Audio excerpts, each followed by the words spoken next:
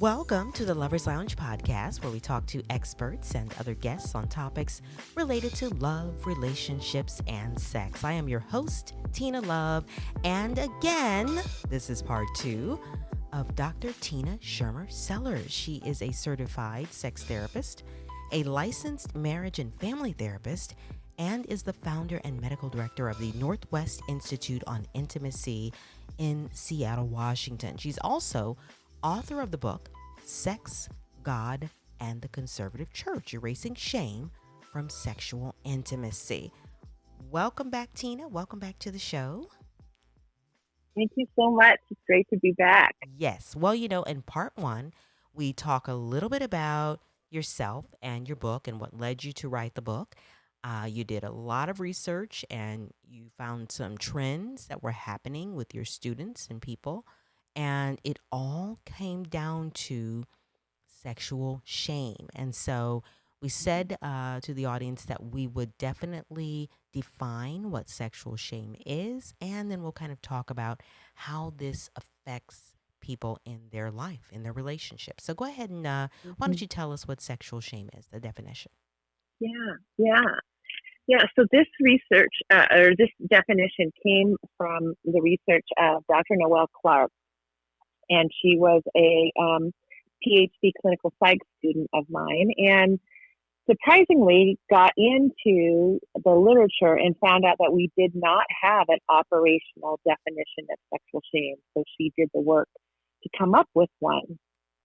And having done so much work with clients and students over the years, I actually was surprised how much, when the definition was published, how much it affected me, because it was so spot on to what I was seeing in the lives of the people that I had been working with. Right. So here's the definition.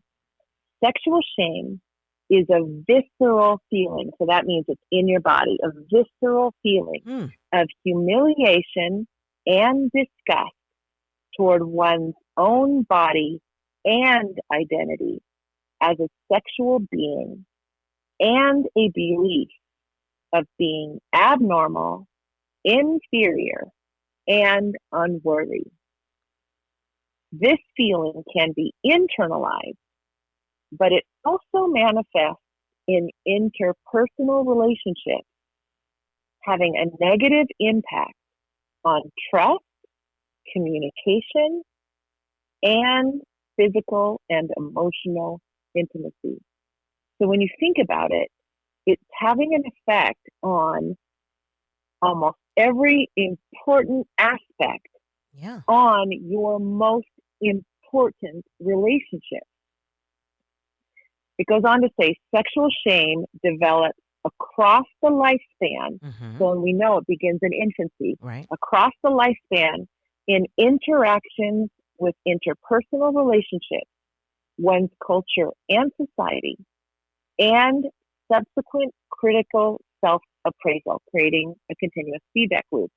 So we know that it starts with the infant and their caregiver, Right.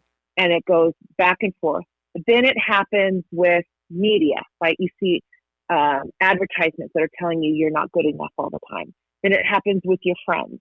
Then it happens with other loved ones, continuing to come back and reinforce that inner critic over and over and over again until that just gets stronger and stronger. Okay. I want to Then give it that. goes on to say, I was going to say, I want to go give ahead. that example just to make sure we're all level set here. When you talk about starting in infancy with the caregiver, so it's when maybe there's toddlers. I'm going to start there when they begin to be Mm-hmm, curious about themselves, and so they have bath time together, and they start noticing, oh, you have a penis, and I have mm-hmm, something else. Well, they don't know what those names are, but they know that they're different, right? And right. maybe a caregiver comes in and they see them during bath time, maybe touching each other or whatever. Yeah, And yeah, whatever that caregiver's response is going to give a message to those little ones, right? And it's going yeah. to make those little ones think, okay, we've done something wrong, or it's okay.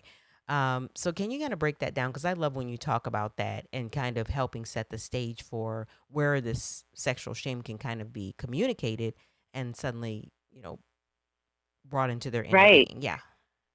Right. So if you have, let's say, a 3-year-old, Mm-hmm. so 3-year-olds are discovering their own body at that point. Right. That's where they developmentally are. So they're in the bathtub together, or in the bathtub um, by themselves, and they've got all their toys everywhere, right? And they are. I'll just give you an example. So Yeah. you've got a little boy in the bathtub, and he's got his toys everywhere, and he's got his mask on. Let's say his like diver's mask on, Yes. you know, and he's on his tummy, and he's going back and forth and back and forth and back and forth, and he rolls over, and he realizes that that motion has caused him to have an erection. Yes. And he yells, "Mommy, mommy, mommy, come here, come here, come here. Look at the size of my penis," he Mm-hmm. says, Yes. because he's so excited because it has changed. If his mom is okay with that, she says, "Yep, look at that." And if he says, "Is it always going to be this big?" If she's okay with that, she'll say, "It's not going to always be that way. If you stop going back and forth on your tummy, it's going to go back to its normal size." And she walks out of the bathroom. Right. Like And it's nothing is. just Yeah. another Yep. normal interaction Right. between a 3-year-old and their parent. If the mom is not okay or the caregiver is not okay, Right. they yell, "Don't talk to me, don't touch, don't." They just kind of freak out Freak about out. it, Yeah. or they get a freak out face or whatever. And the child registers inside of themselves, "I've just done something wrong." Yes. And this person that I love more than life itself is angry with me. Something is wrong with me. And that is what shame is. Shame Right. is the sense that I am wrong. It's what this definition is saying. I am wrong. I am bad. I am unworthy. But I don't know what's created that because I'm just acting out of my normal, natural curiosity. Right. Yeah. Yep. There it is. And this happens to lots of people because the caregiver also grew up with sexual shame, like, don't do that. and their Don't touch caregiver that. Yeah. grew up in Exactly. sexual shame. Yeah. Right, because you have a country that has not had comprehensive sex education Yes. and has not made bodies and sexuality a normal, natural part of life. So it So a becomes long this history taboo of it. thing, this whole taboo thing, and it becomes this thing that Right, we don't talk about, and it's yeah, right. exactly. As opposed to just something that you educate, like you educate about noses and ears and eyeballs and Yes. hair. And, Exactly. "Oh, honey, don't stick that pencil in your ear. That's not a good thing to do." You know, it's just a Same normal, thing. natural thing that we teach about. But we don't do that with genitals and sexuality because we've made them, like you say, taboo. Right. And I think also Yeah. what I said in another episode, episode 44, I talk about the fact that I think that what I'm seeing, or as I reflect back and think, a lot of times parents thought if we talk about it, if we make it a matter of fact subject that we just kind of have all the time, then that's going to make a person go out and do it. So we don't want to talk about it because if we talk about it, it's going to encourage it. So let's not talk about it, and then it won't encourage it. But at the same time, what are you Right. saying, Dr. Tina? What happens on the flip side? Well, and it's actually the opposite of that. Yes, that's what I'm saying. When we talk about and we provide education all the time and in its natural form, when the children bring it up on their own, then the kids actually get involved with sexuality safer or later. They make safer sexual choices. They understand what it is in its own place. And so they are much less likely to get involved in sexuality because they respect it and they see it as a good thing and something to honor and take care of. Yes. They make much better choices with regard to partners. They are able to tell when somebody's trying to exploit them because they have the real knowledge. And they know, no, that what you're saying to me right there, that is not true. Right. So they're able to stand up for themselves so much better.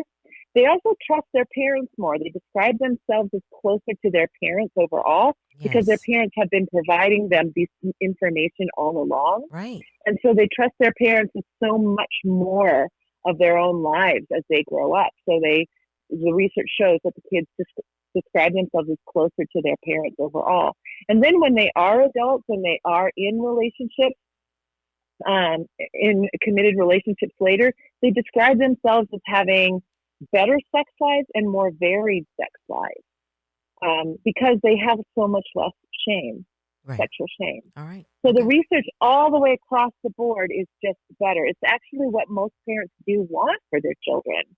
And it's these 100, or I say 1,000, 1-minute conversations that you have over the whole course of your child's growing up years that actually is the most protective thing that you can do for your child Right. when they're growing up. They're just, they match their developmental curiosity as they're growing up.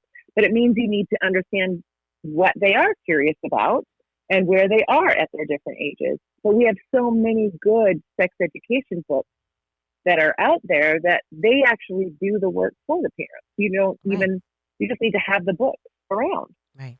So, So all so of there's only one this, more part of this. yeah. Go ahead. I was going to say, so all of this kind of then contributes to what not having the sexual shame that you just gave us a definition for. And before I interrupted you, you were about to get into talking more about, how it affects the relationships and all of that. So I want to make sure we're back on track. Okay, go ahead.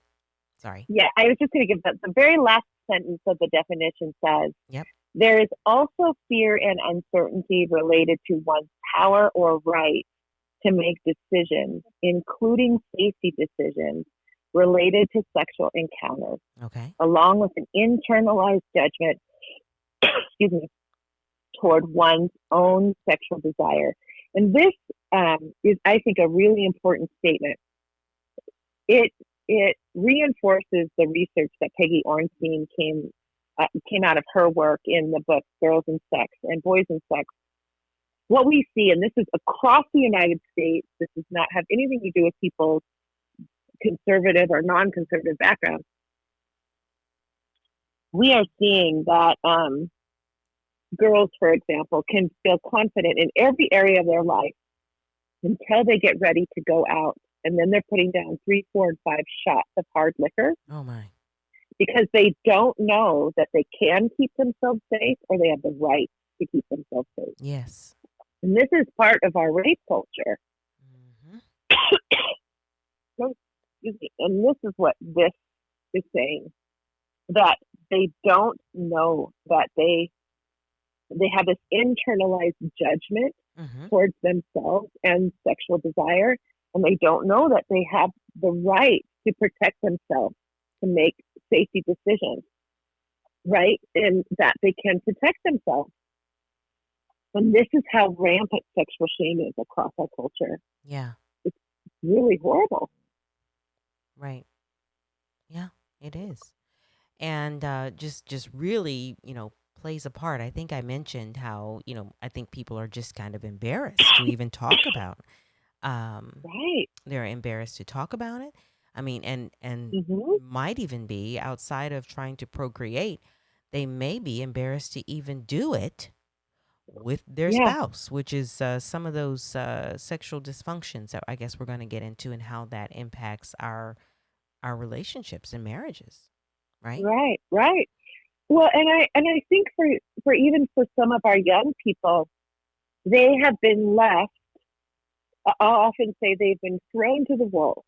Hmm. They've been left to get all of their sex education from media Yes.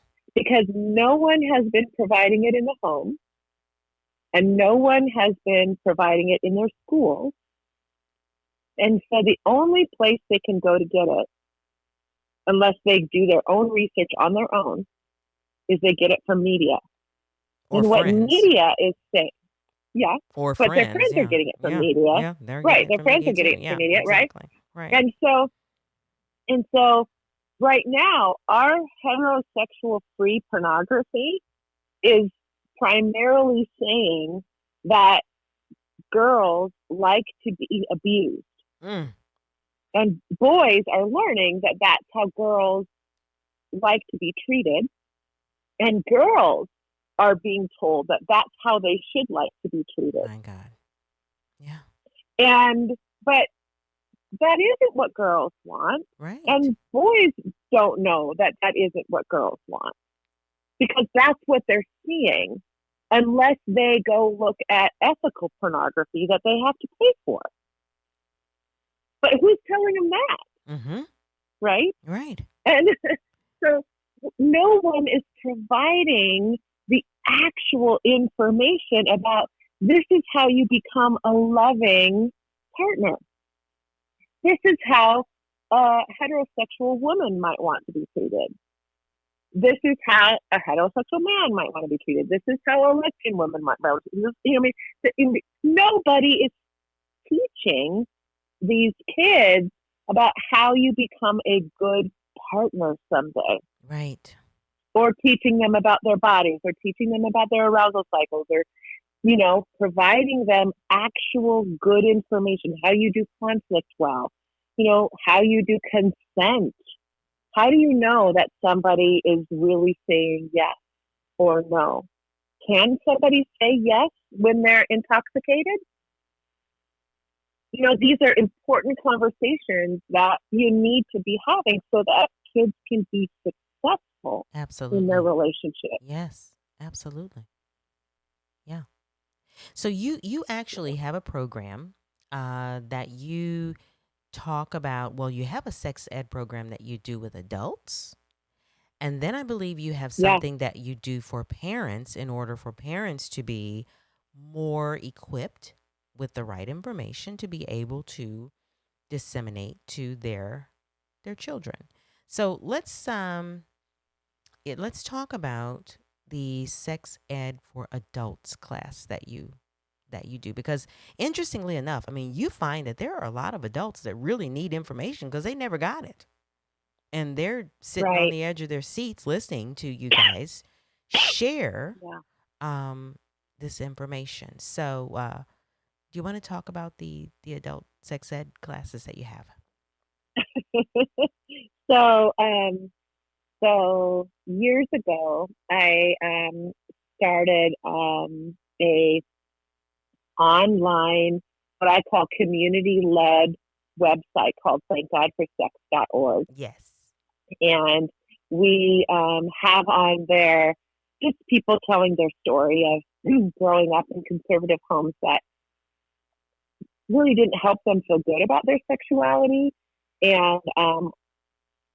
and who wanted, many of whom wanted to be able to embrace their faith and their sexuality.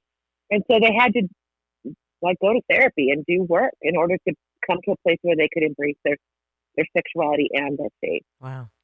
And so there's some videos and stuff on there. But one of the other things that we did was we would gather people together in our community and ask them, what would be helpful for us to have community conversations about that would be useful to you?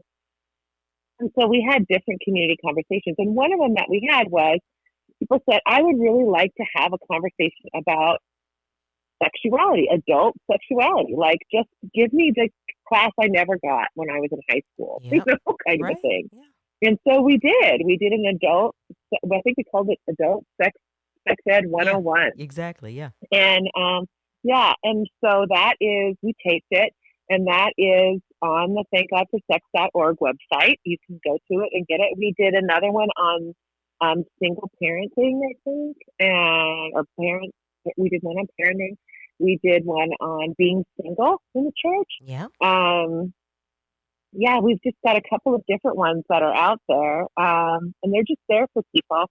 And then on my website, on tinaschermer-sellers.com, I've got a parenting webinar for parents of kids 4 through 12 that talk about, here's the different tasks, the developmental tasks that your kids are going to be doing at these different ages, 4, Right. 5, 6, 7, 8, 9, 10, 11, 12.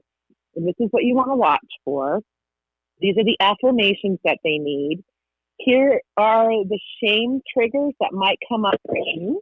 Mm-hmm. And if you get triggered by your kids, you know, growing up and acting out, here's things that you can do for yourself to help yourself grow and develop so that you can give your kids what they need. Right. So Um, every year, you're giving this information about that stage of development. So if it's an Mhm. adolescent, they're teenagers, middle school, you're giving the parents exactly where they are at that time, the types of conversations that you should be having. So it's not, I guess I'm reiterating this because I want to make sure it's not this one conversation that you have, well, Right. Oh yeah. as you call it, Dr. Tina, the 100-minute conversation, but it's lots of conversations. Like it's 100 That's right. conversations Right. about 101 many. minute Yes, instead yes, of yes, right. yes, Yeah. conversations about this. Exactly. Yeah. So I think it's great. Yeah. Yeah. And then I have some curriculum that I'm writing right now. In fact, it's with a illustrator right now, and where they're in 2 year increments. So it's 0 to 2, 2 to 4, 4 to 6, 6 to 8, 8 to 10, all the way up to 18. And uh, they'll eventually be available on my website. But and they are for parents, but they're also for physicians, youth leaders, um, teachers, really anybody who is working with kids or has access to parents. Um, and on each sheet, on one side, it gives you what the tasks are, what the kids are like at that age, what they're curious about sexually, so how they are. Because most parents don't get childhood education. Like they don't know. Yeah. Nobody's said, here's what your kid's going to be like at this age. So on one side, it gives you all of that. And then on the other side, it tells you kind of like, here's where it might be hard for you. Here's the shame triggers that are going to likely come up for you unless you had a parent that was really okay with you at this age. Mm-hmm. And so here's the things that might trigger you. And if it does, here's the things that you need to do for yourself to calm yourself if these Yes. triggers happen for you. Yes. So it's a way for you to prepare yourself Uh-huh. so that when your kid starts doing these things, like touching themselves or walking in on you or whatever it is they're going to do, you know how to calm yourself. So then you can give your child what they need, like you know, whatever, 100 conversations that they're going to need at that age. And then it also has some resources, recommendations of books to give at that age or whatever. So each page is for those 2 years. And then the Yes. next one's for the next 2 years and the next 2 years. And so it'll be just super handy.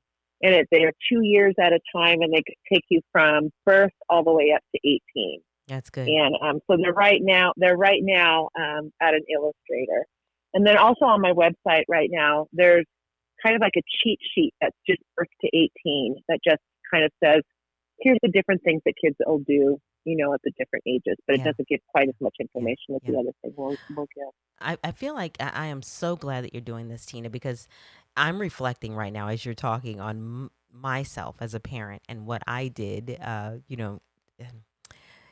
educating my son on sex and sexuality and all of this. And I'm thinking about, well, it was partly to do with the fact that nobody really talked to me. So I didn't Sure. really have that model to be able to know, okay, let me have these 100-minute conversations, like Mhm. all of Mhm. these Mhm. conversations with my son. I think the time that I finally did have the conversation was when he, had company over to the house and I happened to walk in on something that they weren't having sex, but they were, and so that was my cue. And I think that was in high school when I thought, okay, Mhm. it's time for me to talk. But actually, I'm Yeah. thinking to myself, I should have been talking along the way. And so I'm really glad that we're sharing this. I don't know how old our listeners will be that are listening, but this is just a something to learn, as you're listening, that if you have children or if you don't have Mhm. children yet, Have those conversations along the way, and don't just wait until they're like 17 and 18 when you actually walk in on them and you're like, well, how did he learn how to do that? And what is he doing? And oh my God. Right, And exactly. it's funny because you said calm yourself. And yes, and so I had to kind of calm myself and just kind of calmly say, excuse me, you know, Uh-huh. this stops Right. now and you should leave and we need to have a discussion. Um, Yeah. so Right. so I mean, but I'm glad I didn't freak out because freaking out is the whole Yeah. deal. That's the whole deal that I think creates the shame, right, Tina? That's what Right. creates the shame. Exactly. Yeah, yeah. Yeah. Right. S- Exactly. I have this, and I actually have to credit a friend of mine who gave me this idea, but she she said, what you want to try to do as a parent when you have that like shocked feeling, you walk in on your 5 or 6 year olds. That's when they're at the age of I want to see yours, Mm-hmm. playing doctor. Right. That's when they're curious about each other. And you walk in on 2 5 year olds or 2 6 year olds, and they have their pants down, and you have that feeling. Yes, yes, She yes. she would say, even though your insides are doing that, what you want your face to do That's right. is to have kind of like a calm, happy face. Totally So different. she said, Yes, you just yes. want to practice the calm, happy face, even though the insides are It's going freaking out. crazy. Yes, You know? exactly. Exactly. Yeah. Exactly. And I'm like, oh, that's so good. Yeah. So let's move into the healing for sexual shame because we've covered a lot about Hmm. how we get there. And we've talked about, Hmm. what parents can do to avoid it now. But there's some Hmm. healing that has to take place. If this didn't happen for you and you do happen to have this horrible thought about your body or, all of this that you have described, there's going to need to be some Hmm. healing that's going to need to take place. So, Right. can you talk about the healing for sexual shame and Sure. how important it Yeah. is? Yeah. Right. So the healing takes time. So I'm always saying to people, in America, we like to have these quick fixes. Well, this isn't a quick fix. It took a lot of years for it to get kind of woven into your DNA. And like that definition says, it's visceral, it's in your body. So understand that it's something that you're going to work on, and it's going to have to work its way out of your neurobiology, out of your body. So you're going to be at it a while, and that's okay. You're worth it. Healing is worth it. Getting shame, sort of working it out of your body is a worthwhile thing to do. So I call it healing the mess. And MESS stands for Model for Erasing Sexual Shame. So healing the mess. M And E there are S S. Yep. four MESS, yep. And there are four different areas that you're working on. And that is frame, name, claim, and aim. So frame is you're going to build for yourself a frame or a scaffolding of sex education. So for most people, they really don't know what their body is about. And what maybe relationships or intimacy is about. And so I'm often recommending get yourself some good, solid books on sex education, on anatomy and physiology, on relationships and sexuality. There are so many good books out there, and I'm usually recommending a bunch of them. Um, and just start doing some reading and learning about how you are and who you are and how Yes. relationships go, and start building that scaffolding, that framing. So that's frame. Yes. Name is um, tell your story. Shame lives in silence. It Mm-hmm. grows in silence. It Yes. feeds off silence. But it begins to dissipate as we start telling our story. And what you're going to find is you are not alone.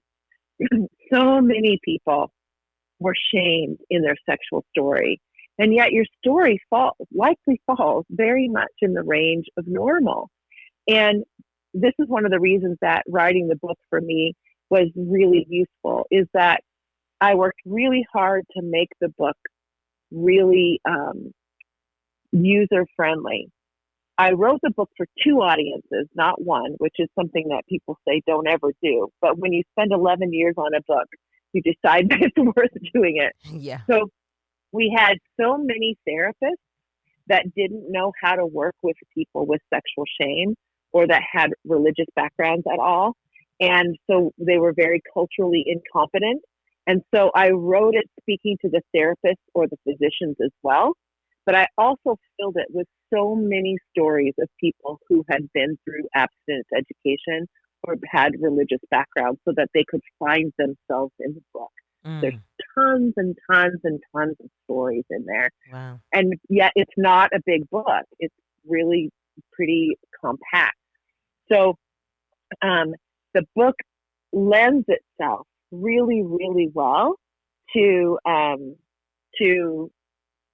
book group or to reading it with a friend or whatever. And this becomes a really good way to actually speak the words out loud Yes. and to get the words out of your mouth and to tell your story and to stop. And so I've had so many people across the United States, actually across the world, so I hear from people all over the place who are reading it in a book group or reading it with a friend or reading it with their partner and are just talk about how much their life has been changed by reading it. And that is so satisfying. It makes all those years on my fanny. I would think so. It's so freeing. Yeah, so freeing. So, it's like so freeing. Yes, I would think so. Yeah. So liberating. Yeah.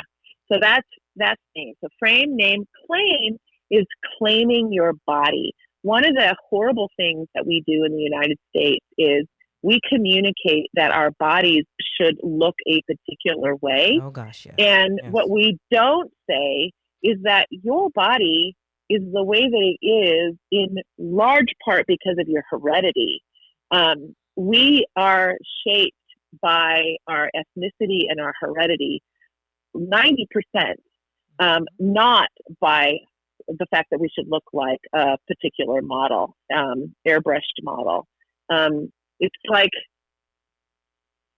saying everybody should look like a giraffe when instead we have fish and bears and all these different kinds of creatures. And you could no more turn a bear into a giraffe than you could turn a giraffe into a bear. And yet we continually are telling people you should all look like giraffes. And that's just not possible. Right. And so we have all these people walking around feeling badly about themselves when they cannot make themselves different. And nor should they. Yeah. They're beautiful exactly the way they are.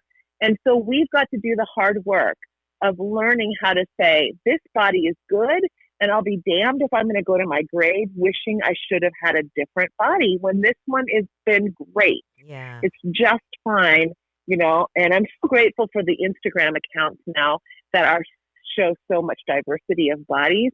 And I just say to people, find those Instagram accounts that have the bodies like yours and then follow those people who are learning to celebrate those bodies. That's right. So that's claim. So frame, name, claim. And as you do those three things, what you're going to find that you're doing is the fourth one, which is aim.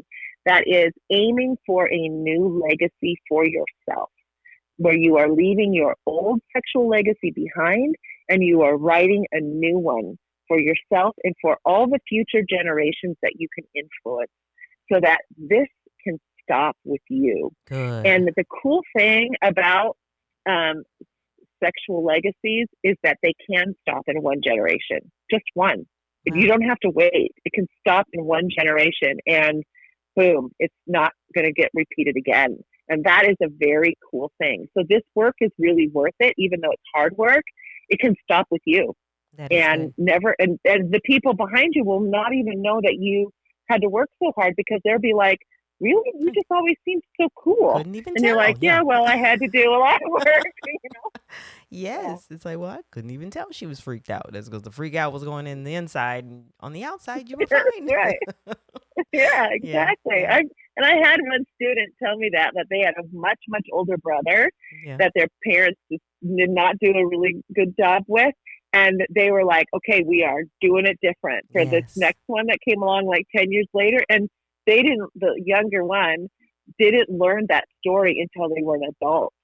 Didn't And even they were know it. like, "Oh my gosh, you were so different with me." They're like, Yeah. "Yep, because we didn't want to mess up with you." You learn We're from the like, "Wow, first I one. would have Yeah. not even known." Don't Yep. Mhm. repeat the same mistake. Yeah. Okay. All right. Mhm. So Mhm. I think the next thing I want to get into is now that we've kind of talked about sexual shame and we've talked about how it happens and we've talked to parents about how important the conversations are and we've talked about, how to heal. Now I want to talk about the church, Tina. Okay. Because I know, we've said that there are some things that, the church has, maybe some things that they may have meant, it was meant for good, but it didn't turn out that way or the opposite happened, by not Mhm. talking about something, we thought that it was getting us a certain place, but now we're finding that because we weren't talking about it, the opposite was happening for us. And so what is it that the church can now do? Since we've talked to parents now, what can the church now do to make this not be such a taboo and horrible subject, because we know that God intended for us to be loving and connected in all of this that we learned in part 1?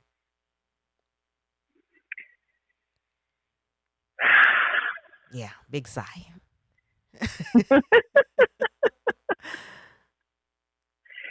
um, again for me, I'm gonna wrap my head around that again. Uh-oh. For me, Yeah. So what can we do? what can we do Encourage the to help church the to do. church? Yeah, to help the church. Yeah. Yeah, to help the church. You know, the way I work with that in my own head is I have to I have to ask myself, because the church is so diverse right now, and maybe it always has been so diverse, but I say to myself, I'm going to put in front of me church that's asking the question, how can I help my parishioners um, really thrive in their relationships, thrive in their marriages, and thrive in their family lives. And they're really asking that question. Mm-hmm. They're not trying to be um, the empire church that never moves. Do you see what I'm saying? Yeah. So, because I think that some churches are maybe asking that question, but they really don't want to change.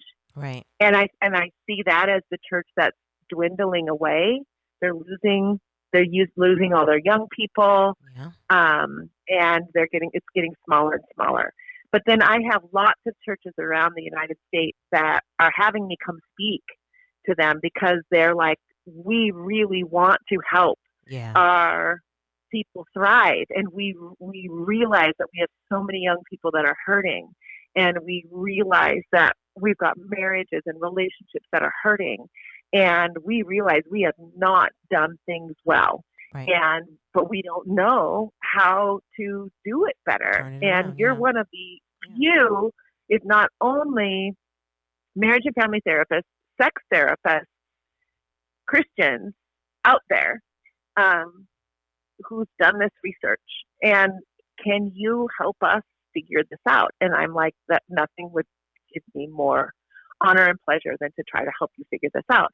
So with those places that are really asking the question, then we sit down and look at what aligns both the ministry of Jesus, the values that are implicit in the ministry, with the outcomes that the research shows.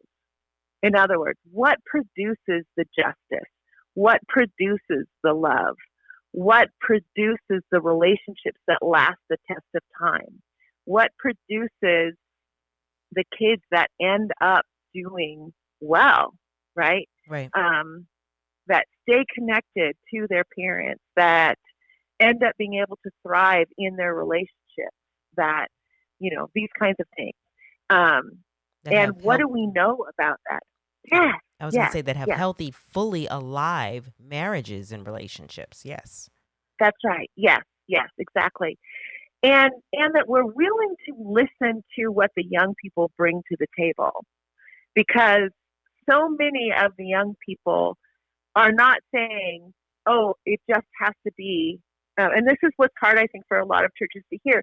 A lot of the young people are saying, I have to value not just that, I have to value all loving relationships, not just the heterosexual ones. I have to value the gay relationships as well that are loving and caring and committed. Those are important to me too. I'm not going to be okay if you are going to stand and condemn the loving gay relationships in my life. So I think that we have to be willing to really sit and listen to who's being oppressed, who's being hurt. You know, we have to sit and listen to all the people that are in our congregation and listen to what they have to say. And this gets at sexuality. And so some of these conversations are really hard. But we have to have them. Like, we have to have them if we're going to have everybody at the table. Right. And then we just have to say, so what does it mean to then do loving, honoring, sustaining relationships, loving, honoring, sustaining family, loving, honoring, you know, and can we imagine Jesus here in the midst of this? Where would Jesus be in the midst of this conversation? Right. You know? Right. And I've been doing these now for a few years around the United States, and they're incredible conversations. And these churches are thriving. Good. They're just thriving. That's good. Because, Tina, what I'm finding, I'm thinking about right now as you were talking, I feel like those conversations, churches are more than happy to have them with married couples. So say, for instance, you've got this marriage ministry, right?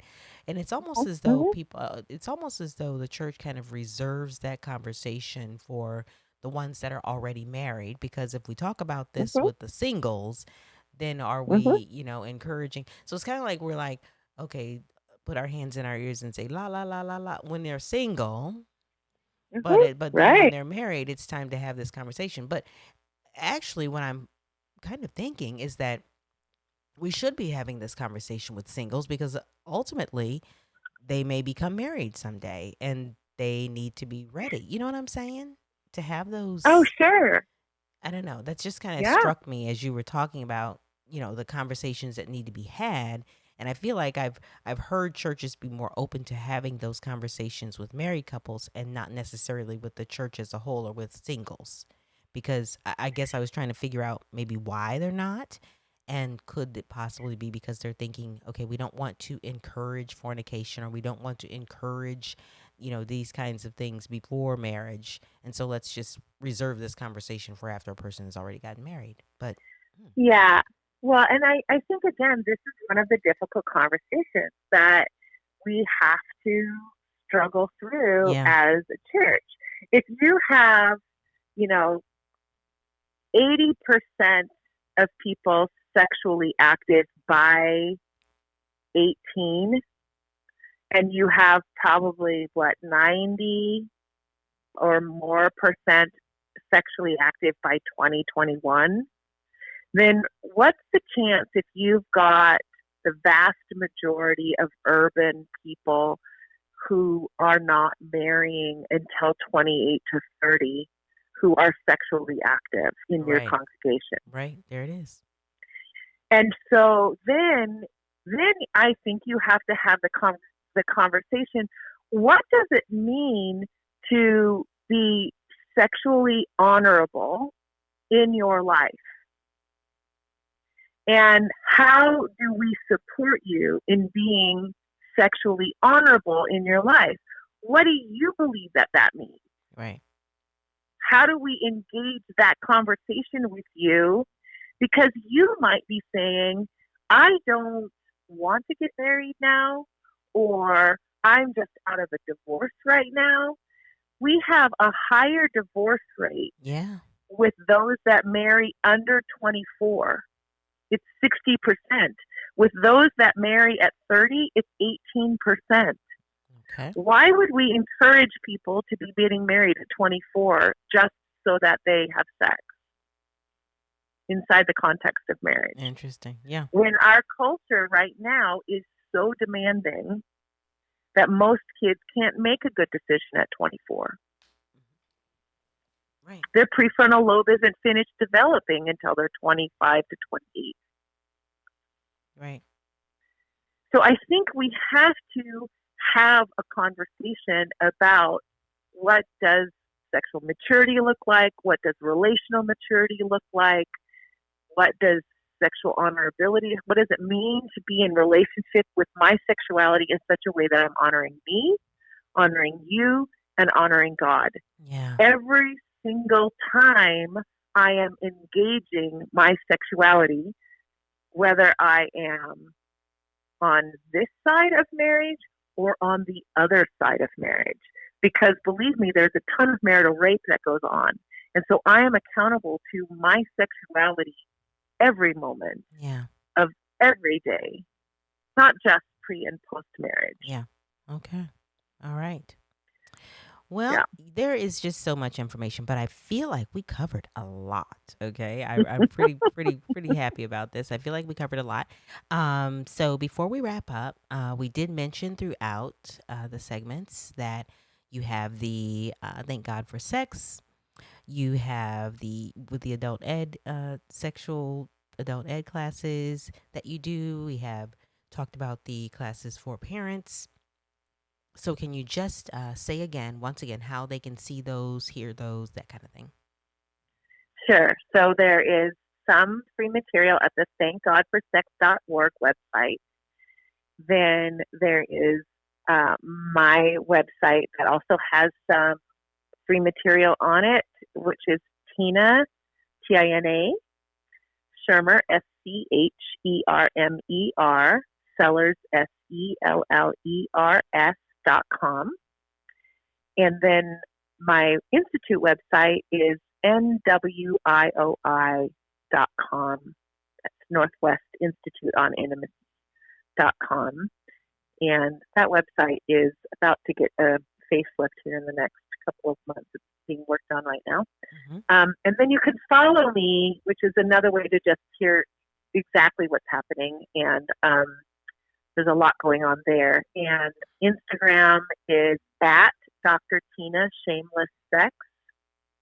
And the Institute website is at NW Institute on Intimacy. All right, great. Thank you so much, Tina. Yeah. I know we've talked about a lot. I tell you, we've got part one, and this concludes part two. And I want to thank you once again for coming on. This has been so incredibly interesting, and I hope that our listeners have gotten something out of this, and that we've inspired them, and maybe inspired the church leaders, parents, of course, and people if they are experiencing any kind of sexual shame on how to heal from that sexual shame. So thank you so much, Tina, for coming on the show. My pleasure. And hopefully some folks will get a copy of my book and that will be liberating for them too. Yeah. All right. Well, thank you so much. And thank you, listeners, for listening to the Lovers Lounge podcast, where we talk to experts and other guests on topics related to love, relationships, and sex. Of course, I'm your host, Tina Love. And until next time, peace. And of course, don't you forget, love.